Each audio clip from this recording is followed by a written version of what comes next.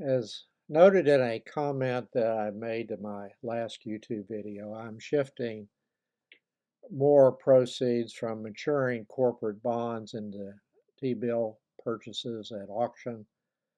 I have corporate bonds maturing throughout each week. I use a ladder strategy that is basically a short-term ladder with most of the securities maturing within 3 years. The significant percentage decline in short-term Treasury note yields in February, particularly those maturing in the 2 to 4 year time frame where I've been concentrating my corporate bond purchases, has resulted in lower corporate bond yields as well. That has made new purchases relatively unattractive to me given my already extreme overweight position in investment grade corporate bonds maturing within 3 years. Compared to the money market yields in my Fidelity account now, I will pick up about 0.3% more with a 3 to 6 month Treasury bill purchases. I have been buying also some 4-month Treasury bills. The spread is much higher using funds in my Schwab account that pays 0.05%. I've been buying most of my Treasury bills at auction in that account. And the yield advantage with a Treasury bill is almost the entire yield of the Treasury bill compared to what's paid in the Schwab sweep account. Buying a 6-month Treasury bill, this is another reason for doing it, is will mean that I have the proceeds available to purchase a corporate bond in September when interest rates may very well be higher than they are now due to an uptick in inflation starting in late summer, which I'm expecting, assuming, and this is a very important caveat, Trump starts a broad-based tariff war this month and continues with it into late 2025 or maybe even longer, and continues his mass deportation of workers who are necessary in the U.S. supply chain. I did reluctantly buy 2 UDR 4.4% senior unsecured bonds yesterday. It's the only bond I bought yesterday that matures on January 26, 2029. My total cost was at 98.781, creating a yield to maturity of 4.754%. The bond is rated Baa1 by Moody's and BBB plus by S&P.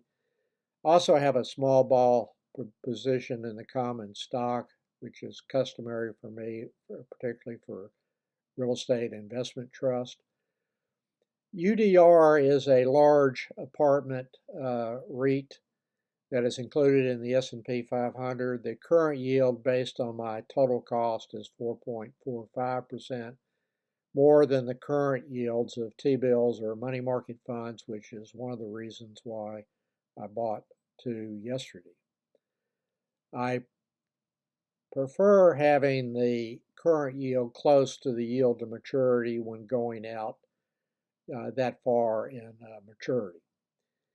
Also own UDR bonds maturing in 2026, 2027, and 2028.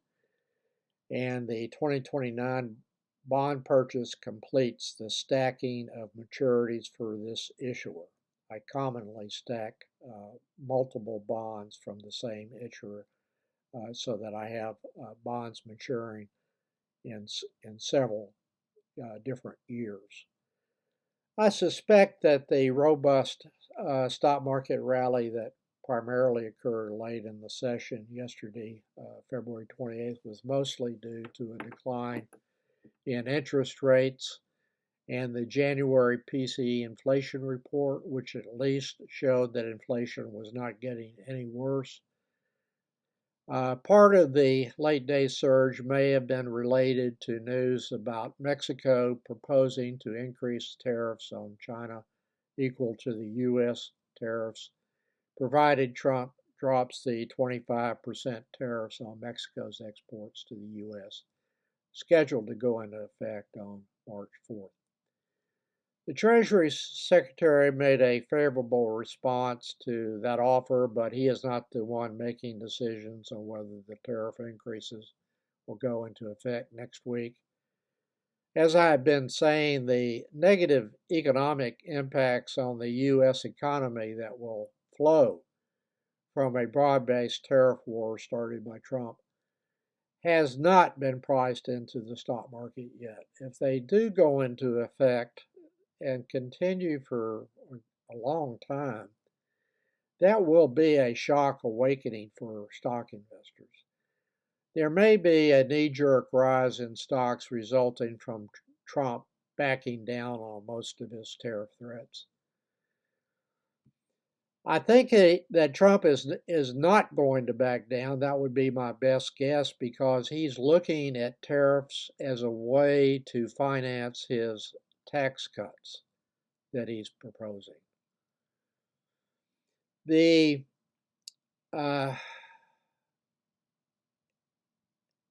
investors, I think, ignored the decline in personal consumption expenditures in January that was released as part of the personal income and outlays report for January 2025. And that's the first time that the personal consumption expenditures has gone down in a month since 2022. And maybe investors have forgotten, at least temporarily, that consumer spending accounts for 70% of U.S. GDP. So a 0.2% decline in personal consumption expenditures is a lot of money that it was not spent in January. It's over $30 billion.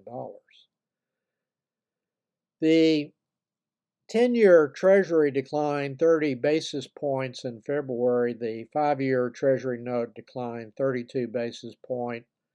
That significant decline will make stocks that pay dividends more attractive to yield investors, including me, who are having to make decisions about where to redeploy money. And I have to make that redeployment decision almost daily. Most of my current stock positions, somewhere in the 200 to 250 range, I never count them, were bought with starting yields greater than 4%, and the yields have increased at my cost number due to dividend hikes since my original purchase and by selling the highest cost lots profitably, which lowers my average cost per share and increases my dividend yield. And that is part of my risk mitigation strategy. Those who are familiar with my blog can see that in every blog that I'm doing something along those lines. Those kind of stocks performed well in February and will probably do well as long as interest rates continue to move down. If I had known about the rally that occurred late Friday afternoon, and I did not because I wasn't paying attention then, I would have sold into it. I am concerned that stock investors are not mindful of the risk in the economy from changes in policy occurring in Washington, or the current valuation of stocks that have basically led the market much higher over the past several years. Since I do not have to take risk, a rally like the one last Friday is not viewed by me, given my age and financial condition, as anything other than a selling opportunity. I'm not thinking long term at my age and given my current debt-free financial condition. I have cut my discretionary spending some this year and will consequently have more income after expenses and taxes this year compared to 2024 that can be invested in income generating securities that will generate more income into late 2025 and into the later years of this decade as I buy bonds maturing in 2027 through 2029. That may not, however, be the primary reason for cutting discretionary spending now. I am starting to feel that I am indirectly supporting Trump and his servile minions in Congress and in the executive branch by unnecessary discretionary spending. And that makes me feel bad. I mentioned in a video published about 10 months ago that Trump would align the U.S. foreign policy more with Putin than the Western democracies, which I will link that video in the more section below. While Trump claimed that he would end the war in his first day, he had already reached a conclusion prior to yesterday's meeting with Zelensky that he would be unable to impose on Ukraine Putin's peace terms, and was consequently, Trump was looking for an excuse to blame Zelensky for Trump's inability to end the war as promised. The blowup in the U.S. relations with Ukraine, which was predictable with the new administration, will probably also extend to other former allies among the Western democracies in the coming months, particularly if Trump proceeds with a tariff war against those democracies. And that will have an impact on the U.S. stock market if the tariff war broadens to European exports to the U.S. and U.S. exports to Europe. So the fact that the Ukraine has basically been severed from U.S. aid is not going to impact by itself the U.S. stock market prices, in my opinion. But the tariff war is another matter, and he seems to be intent on including Europe in the tariff war that he's starting this month, possibly with Canada and Mexico, and then extending into all steel and aluminum imports, and no telling what else as the months progress.